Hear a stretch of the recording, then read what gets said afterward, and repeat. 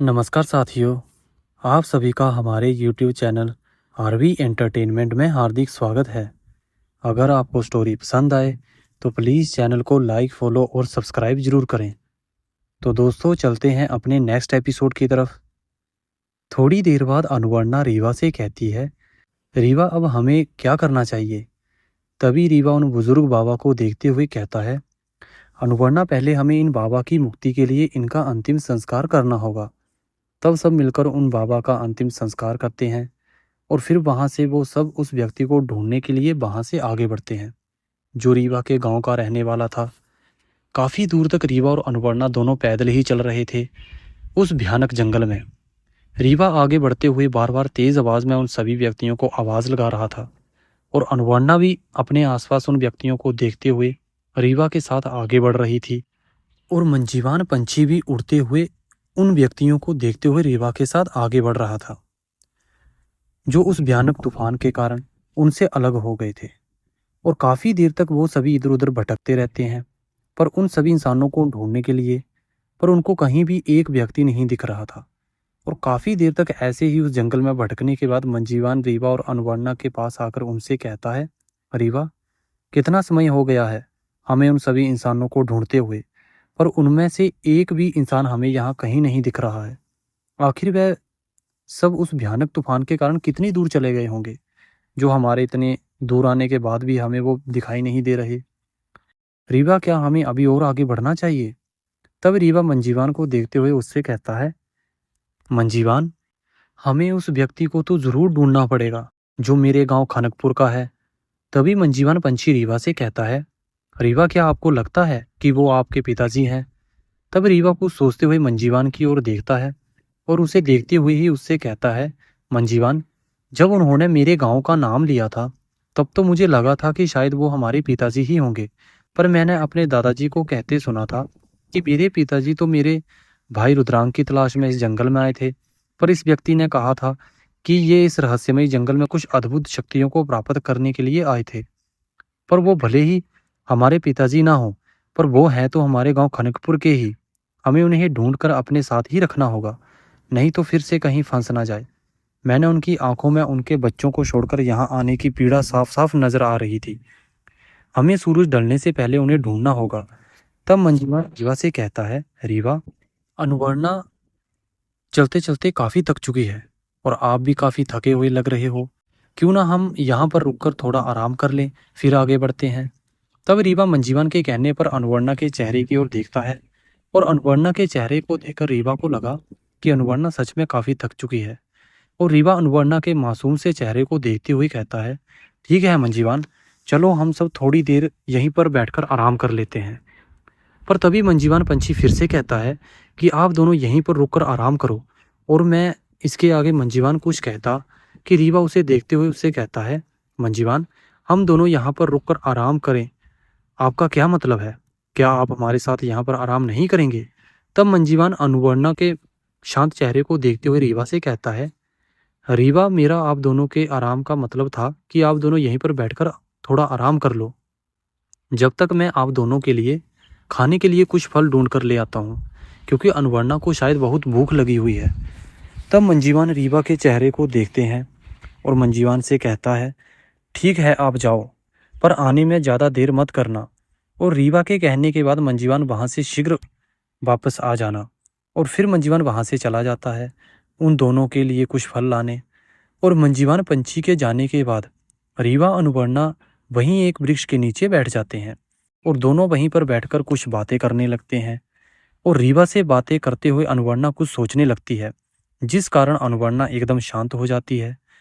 पर रीवा अब भी अनुवर्णा से कुछ कह रहा था, पर अनुवर्णा कहीं खोई हुई थी। और जब काफी देर तक अनुवर्णा ने रीवा की किसी भी बात का कोई जवाब नहीं दिया, तब रीवा थोड़ा तेज आवाज में कहता है, क्या हुआ आपको? आप मेरी किसी बात का जवाब क्यों नहीं दे रही हो?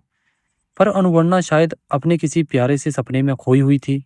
और जब इस बार भी अनुवर्णा रीवा को कोई जवाब नहीं दिया, तब रीवा अनुवर्णा का पूरा शरीर तेजी से हिलाता है। और जैसे ही रीवा अनुवर्णा का पूरा शरीर अपने दोनों हाथों से उसके कंधों पर रखकर हिलाता है, तब वह एकदम से चौंक जाती है और काफ़ी तेज़ आवाज़ में कहती है, क्या हुआ रीवा? और यह कहते हुए अपने आसपास देखने लगती है। पर रीवा अनुवर्णा को देखते हुए उससे कहता है, उधर क्या देख रही हो? मैं कब से आपसे बातें कर रहा हूँ और आप ना जाने कहाँ खोए हुए हो। ऐसा क्या सोच रही थी कि आपको मेरी एक भी बातों का आप पर कोई प्रभाव ही नहीं पड़ रहा था?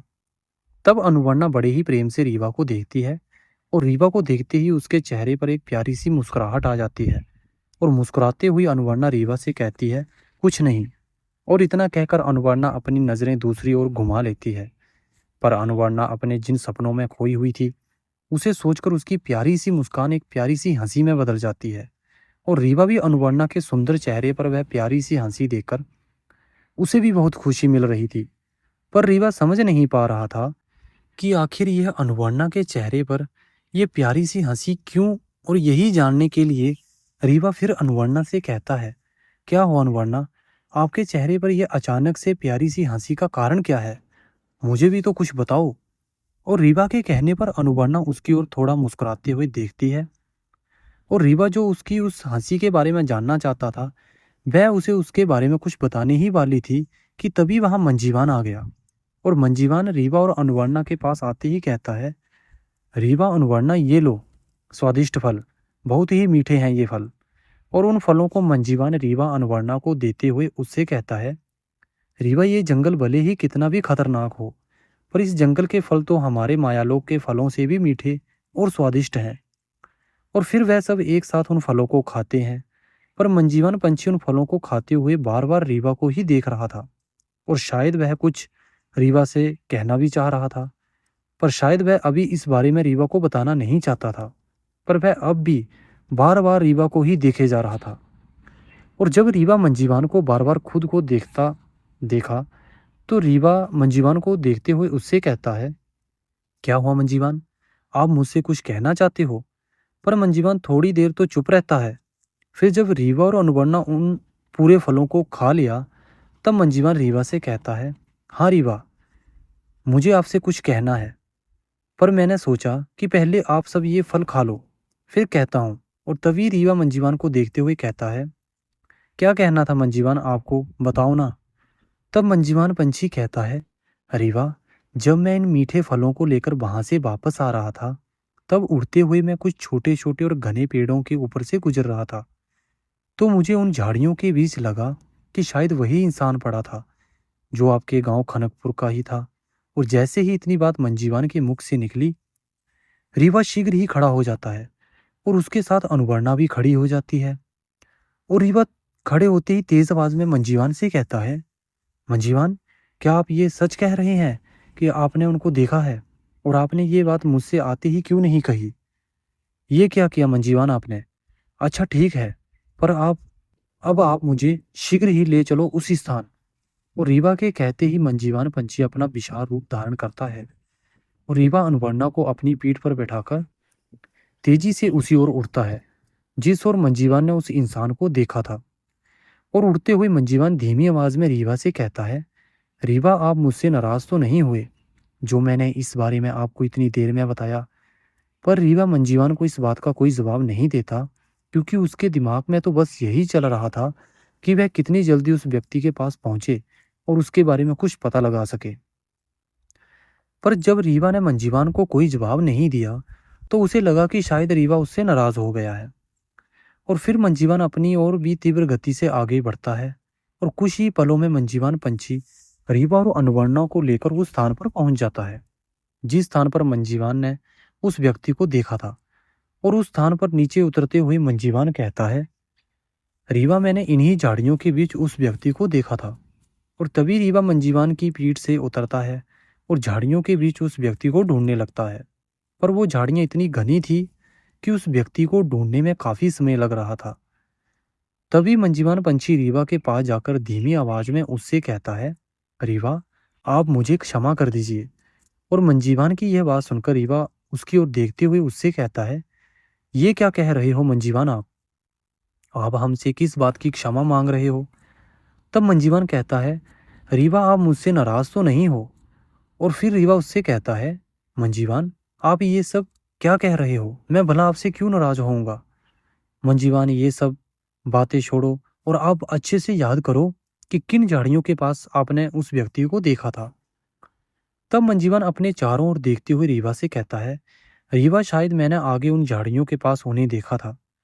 और तब जल्दी से उन्हीं झाड़ियों के पास जाकर जहां पर मंजीवान ने उस व्यक्ति को देखा, और जैसे ही वो सब उसी स्थान पर पहुंचे, वह व्यक्ति उन्हें झाड़ियों के बीच बेसुध पड़ा था और उसके पूरे शरीर पर काफी चोटें भी लगी हुई थी। तब रीवा उस व्यक्ति की चोटों को देखते हुए अनुवर्णा से कहता है, अनुवर्णा, आप अपनी शक्तियों से इन्हें स्वस्थ कर दीजिए। और रीवा के कहते ही अनुवर्णा अपनी शक्तियों को स्मरण करते हुए अपना हाथ उस व्यक्ति के ऊपर फेरती है, और देखते ही देखते वह व्यक्ति पूरी तरह से स्वस्थ होकर बैठ जाता है। और उठते ही वह अपने सामने रीवा और अनुवर्णा को देखकर काफी तेज आवाज में पूछता है, आप सब ठीक तो हैं? बहुत ही भयानक तूफान था। पर जब वह अपने आसपास देखता है, तब वह कहता है, रीवा बेटा, ये कौन सा स्थान है? जब तूफान आया था तब तो हम शायद किसी और स्थान पर थे। और वह बाकी के लोग कहाँ गए? उन्हें कोई चोट तो नहीं आई उस भयानक तूफान से? तब रीवा उस व्यक्ति को वो सारी बातें बताता है और उस बुजुर्ग व्यक्ति के बारे में भी उसे बताता है जिसकी मृत्यु हो गई थी उस भयानक तूफान के कारण। और ये सब जानकर उस व्यक्ति को बहुत दुख होता है। और उसके बाद रीवा उस व्यक्ति को लेकर उन झाड़ियों से बाहर आता है, और रीवा फिर उनसे जानने की कोशिश करता है कि आखिर वह है कौन और उनका नाम क्या है। तब रीवा उस व्यक्ति से कहता है, आप कह रहे थे कि आपका गांव खनकपुर है, क्या आप मुझे अपना नाम और अपने बच्चों का नाम बताएंगे? पर वह आश्चर्य भरी नजरों से रीवा की ओर देखते हुए उससे कहता है, बेटा, पर आप इस बारे में क्यों जानना चाहते हो? क्या आप खनकपुर गांव को जानते हो? पर वह इतना कहकर अपनी नजर नीचे झुका लेता है और फिर कुछ सोचते हुए कहता है, पर ये सब अब आपको बताने से भी कुछ लाभ नहीं है, क्योंकि इस जंगल से बाहर निकल पाना असंभव ही है।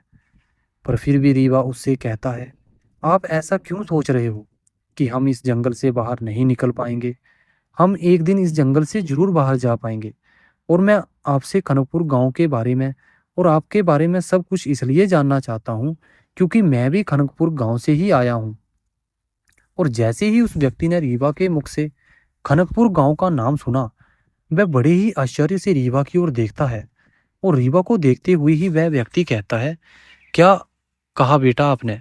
आप खनकपुर गांव से आए हो? पर बेटा, आप इस छोटी सी उम्र में इस जंगल में क्या करने आए? और आप यहाँ तक पहुंचे कैसे? क्योंकि वहां से यहाँ इस जंगल में आना तो लगभग असंभव ही है। मुझे तो अपने गांव से यहाँ इस जंगल में आने में तो सालों लग गए थे। पर बेटा, आप यहाँ पर करने क्या आए हो? तब रीवा उससे कहता है, मैं इस जंगल में अपने भाई और पिताजी को ढूंढने आया हूँ, और मेरे साथ मेरा एक मित्र भी आया था अपनी बहन को ढूंढने। पर वो ना जाने इस जंगल में मुझसे कहाँ बिछड़ गया। पर आप अगर हमें अपने बच्चों और परिवार के बारे में कुछ बताते तो शायद मैं आपको उनके बारे में कुछ बता सकता था कि वह किस स्थिति में है।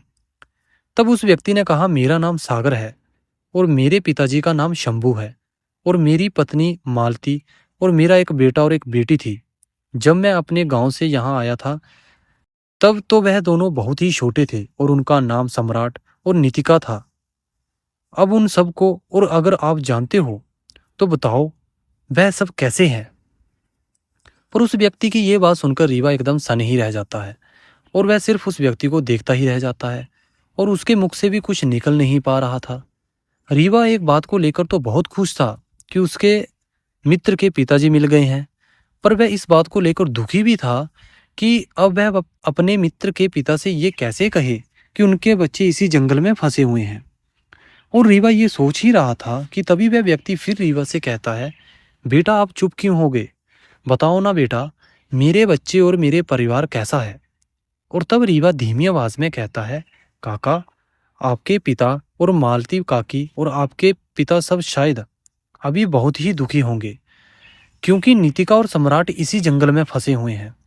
और जो मैं अभी अपने मित्र की बात कर रहा था वह आपका बेटा सम्राट ही है, और आपकी बेटी नीतिका को इसी जंगल की किसी बुरी अदृश्य शक्तियों ने गांव से अपने साथ इसी जंगल में ले आई थी, और उसी को ढूंढने सम्राट और मैं यहाँ आए थे। पर जैसे ही सम्राट के पिता ने रीवा के मुख से ये सारी बातें सुनी, वो तो जैसे एकदम टूट ही गए थे और वह एकदम से नीचे बैठ जाता है और धीमी आवाज में उनके मुंह से निकलता है, ये मैंने क्या किया था जिसका फल आज हमारे बच्चे भोग रहे हैं?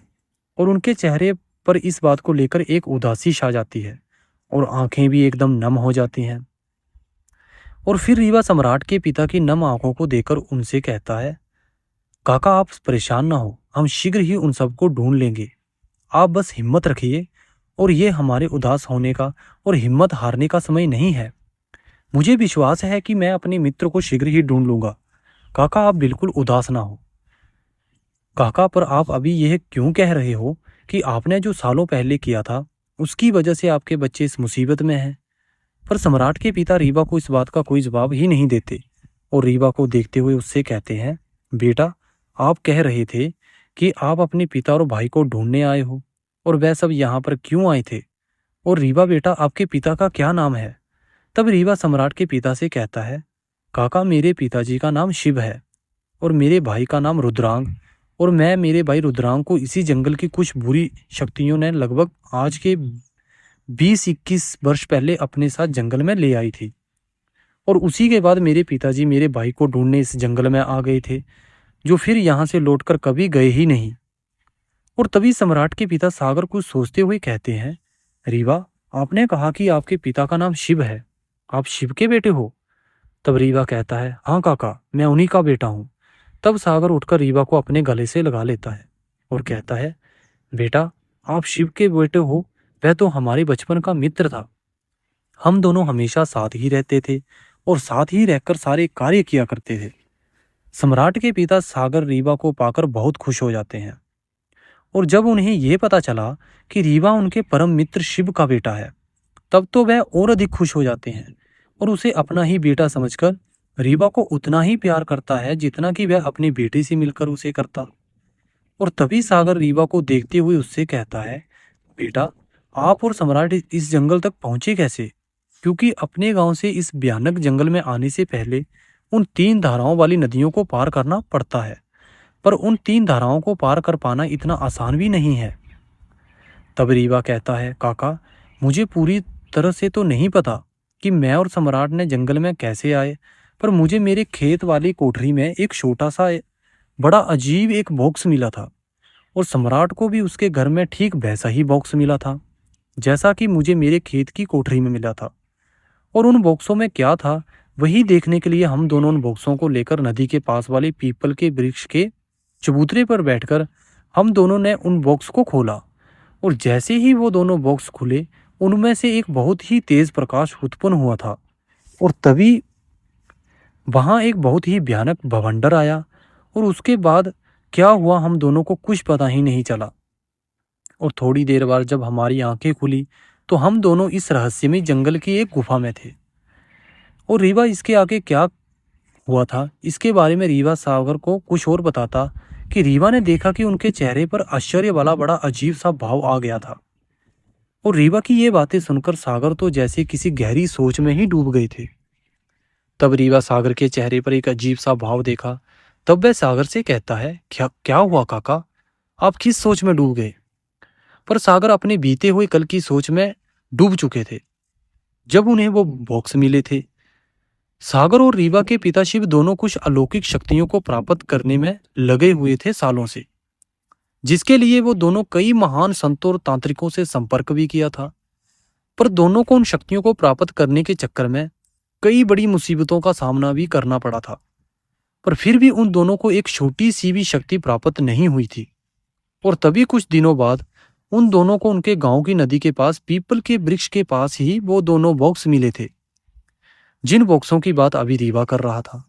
और तभी सागर को एक बहुत ही अजीब किताब भी मिली थी और उसी किताब में ही था इस जंगल का जिक्र। और उसी किताब को पढ़कर सागर कुछ अद्भुत शक्तियों को प्राप्त करने की लालसा में अपने घर परिवार को छोड़कर इस जंगल में आ गया था उन शक्तियों को प्राप्त करने। और तभी रीवा फिर सागर से थोड़ा तेज आवाज में कहता है, काका क्या हुआ, आप कहाँ खो गए हो? और तब सागर अपने बीते हुए कल से बाहर आते हुए रीवा से कहते हैं, कुछ नहीं बेटा, बस ऐसे ही अपने बीते हुए कल के बारे में सोचने लगा था। और तभी सागर अनुवर्णा और मंजीवान पंछी को देखते हुए रीवा से कहता है, बेटा पर ये लड़की और ये बोलने वाला पंछी कौन है आपके साथ? और जैसे ही रीवा अनुवर्णा और मंजीवान पंछी के बारे में बताने के लिए अनुवर्णा की ओर देखता है और अनुवर्णा के बारे में सम्राट के पिता सागर को कुछ बताता कि उससे पहले अनुवर्णा ही बोल पड़ी। काका, मैं इस जंगल के पूर्व दिशा वाले गांव की रहने वाली थी और मैं भी इस जंगल में कुछ अद्भुत शक्तियों को ही प्राप्त करने के लिए आई थी और ये पंछी मेरे साथ ही है और मैंने ही इसे अपनी शक्तियों से एक बोलने वाला पंछी बना दिया। पर अनुवर्णा की यह बात सुनकर रीवा और मंजीवान दोनों ही बड़े आश्चर्य में थे और अनुवर्णा की इस बात को सुनकर रीवा सोचने लगता है कि आखिर अनुवर्णा काका से झूठ क्यों बोल रही है। और अनुवर्णा सम्राट के पिता से अपने बारे में बता ही रही थी कि सम्राट के पिता अनुवर्णा को देखते हुए कहते हैं, पर बेटी, आपको आपके माता पिता ने इस जंगल में आने कैसे दिया और आपको इस रहस्यमयी जंगल में रीवा कैसे मिल गए और आप रीवा के साथ क्यों आ गए। पर अनुवर्णा सागर के इस बात का क्या जवाब दे, उसे समझ ही नहीं आ रहा था कि वह अपने माता पिता के बारे में क्या कहे।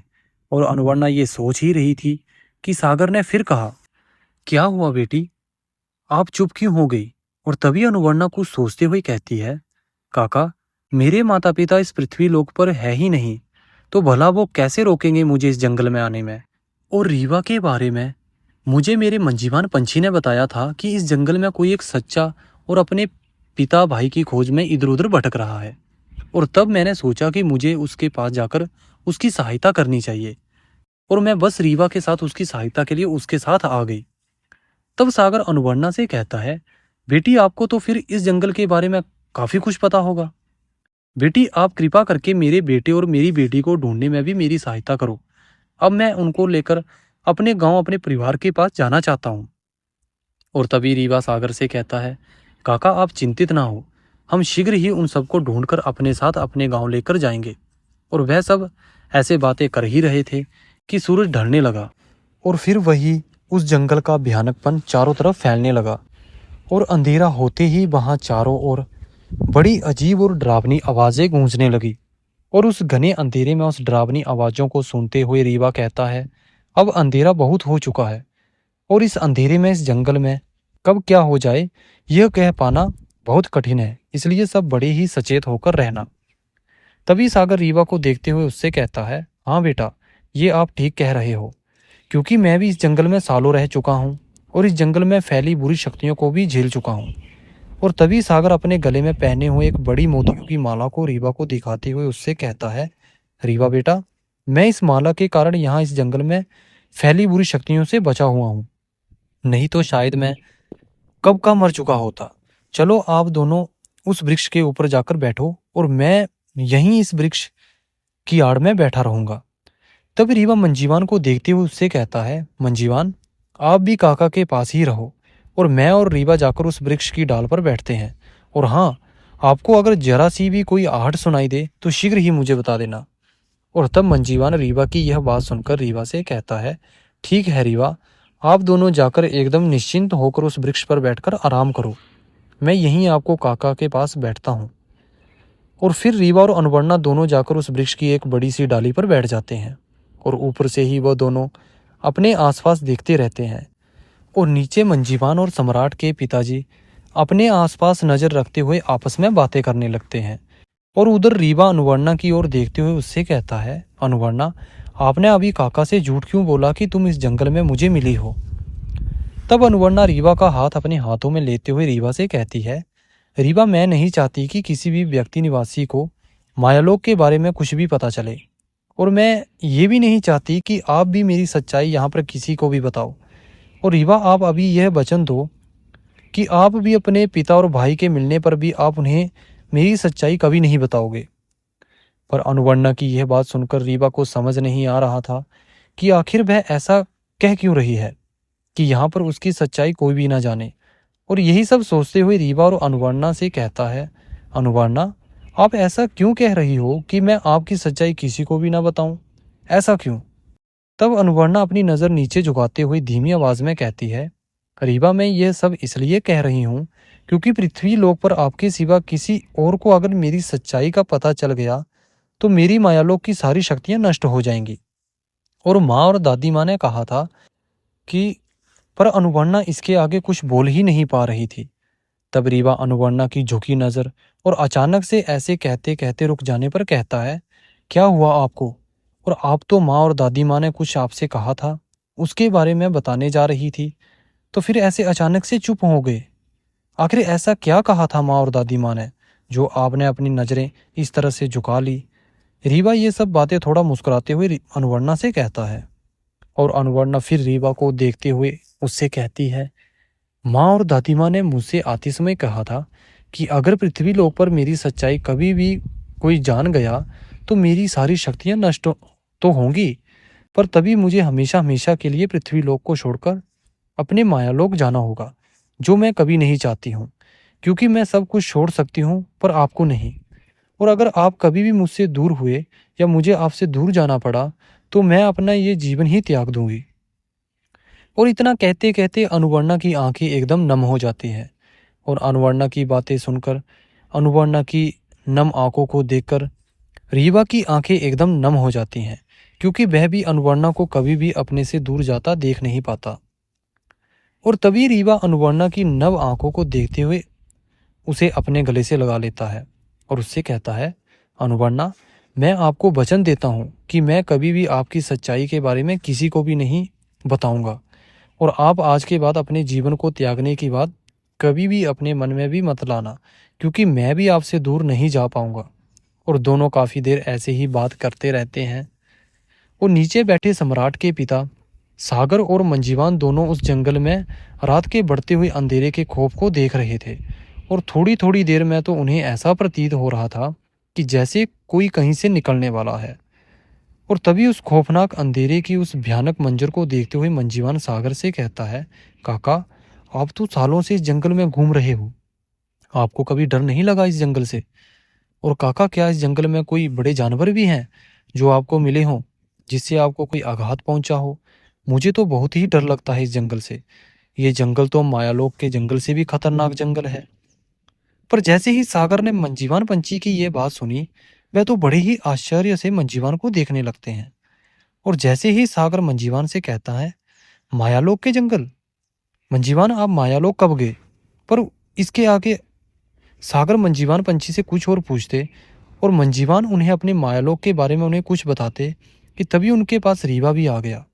और मंजीवान की मायालोक वाली बात को टालते हुए मंजीवान और सागर से कहता है, क्या आप दोनों को अभी कोई अजीब सी आवाज़ सुनाई दी? और तब मंजीवान पंछी और सागर काका अपने आसपास देखते हुए कहते हैं, नहीं, हमने तो अभी ऐसी कोई आवाज़ नहीं सुनी। पर मंजीवान को देखते हुए रीवा उससे कहता है, मंजीवान, आप मेरे साथ चलो, मुझे उस दिशा में लगा था कि जैसे वहाँ कोई है, और वह शायद बार बार हम सबको देख रहा है। ठीक है रीवा, पर क्या अनुवर्णा यहाँ पर अकेली रहेगी? मंजीवा ने यह बात ऊपर अनुवर्णा को देखते हुए कहा।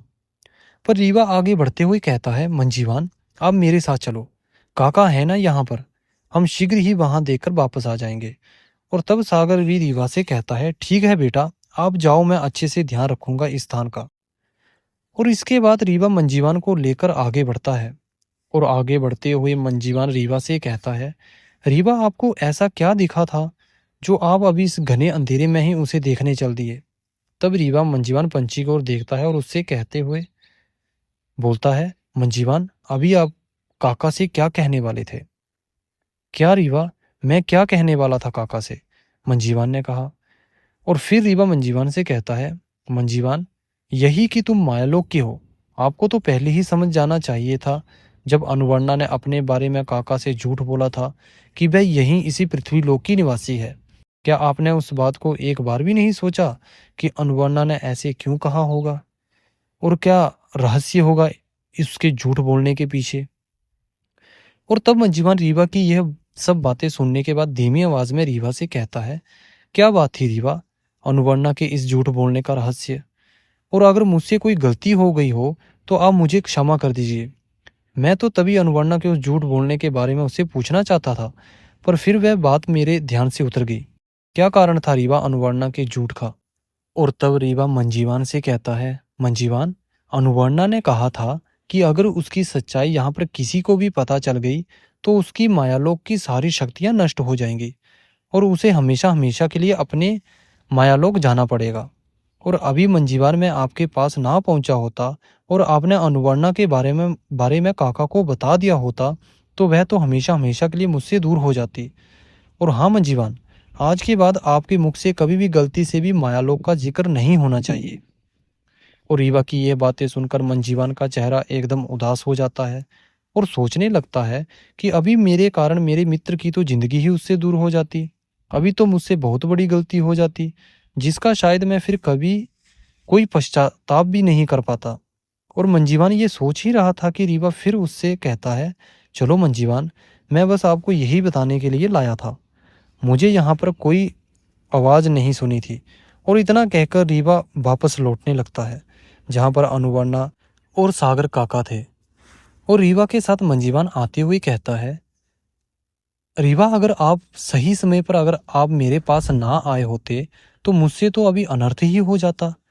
पर मैं अब आपको वचन देता हूँ कि आज के बाद कभी भी मेरे मुख से मायालोक का जरा सा भी जिक्र नहीं होगा। और धीरे धीरे चलते हुए रीवा उसी वृक्ष के पास आ गए जहाँ पर सागर काका बैठे हुए थे। और रीवा के वापस आते ही सागर रीवा से कहते हैं, कौन था बेटा वहाँ, क्या कोई जानवर था? पर इसके पहले ही रीवा सागर को कोई जवाब देता कि तभी उसकी नज़र उस वृक्ष की डाल पर पड़ी जिस डाल पर अनुवर्णा बैठी हुई थी। पर जब रीवा की नज़र उस डाल पर गई, वह एकदम से चौंक जाता है और उसकी आंखें फटी की फटी ही रह जाती हैं, क्योंकि उस डाल पर तो अनुवर्णा थी ही नहीं। और उस डाल पर अनुवर्णा के ना दिखने पर रीवा तेज आवाज में सागर से कहता है, काका, अनुवर्णा कहाँ गई? और तभी सागर काका भी उस डाल को देखते हुए कहते हैं, अभी तो यहीं पर थी अनुवर्णा बेटी। आखिर अनुवर्णा अचानक से कहाँ चली गई थी? क्या वो खुद अपने मन से कहीं गई थी, या फिर वो फिर से किसी बड़ी मुश्किल में पड़ने वाली थी? और क्या अनुवर्णा ने जो बात रीवा से बताई थी कि अगर यहाँ पर उसकी सच्चाई कोई जान गया तो उसे हमेशा हमेशा के लिए मायालोक जाना होगा, तो क्या अनुवर्णा के बारे में कोई नहीं जान पाएगा कि वो मायालोक की राजकुमारी है? यह जानने के लिए जुड़े रहें हमारे YouTube चैनल के साथ। अगर आपने हमारे चैनल को सब्सक्राइब नहीं किया है तो प्लीज़ चैनल को लाइक, फॉलो और सब्सक्राइब जरूर करें। धन्यवाद।